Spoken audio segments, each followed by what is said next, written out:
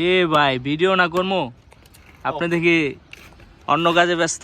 আচ্ছা ঠিক আছে। আসসালামু আলাইকুম, আমি শামস আরেফিন প্রীতম, আরেফিন স্পোর্টস লিমিটেডের পক্ষ থেকে বলছিলাম। আমার হাতে যে ব্যাটটি দেখতে পাচ্ছেন এটাকে বলে পিওর লাল কাঠ।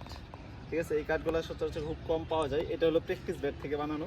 দেখবেন ক্রিকেট ক্লাবে যারা ভর্তি হয় তখন টিএসসি বিভিন্ন টাইপের ব্যাট থাকে, ওই কাঠগুলো অনেক মজবুত হয়, শক্ত টাইপের কাঠ হয়। তো ওই কাঠ থেকে আসলে এই ব্যাটটা বানানো হয়েছে। এটার ওজন আছে এখন 1127 গ্রাম।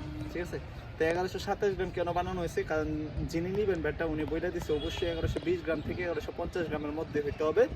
ওনারা 3 পেজ দিয়ে খেলে, মানে একটু ভারী বল দিয়ে খেলে আর কি, 3 পেজ দিয়ে। তো এইসব বলের জন্য মোটামুটি একটা নির্দিষ্ট ওয়েটের ব্যাট থাকা দরকার।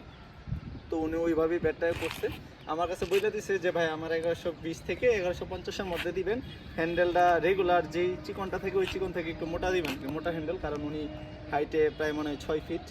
যাই হোক, তো আমি আমার মন মতো শেপটা দিছি। আপনারা জানাবেন যে আসলে শেপটা কীরকম হয়েছে, পারফেক্ট হয়েছে কিনা বাড়ি বলের জন্য।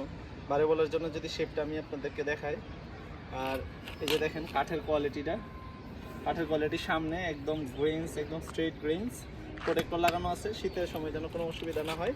আর আমার হাতে যে বলটা দেখতে পাচ্ছেন এটা 4 পেজ দেওয়া। আমি যদি দেখাই নক করে দেখেন ব্যাটের সাউন্ডটা শুনুন।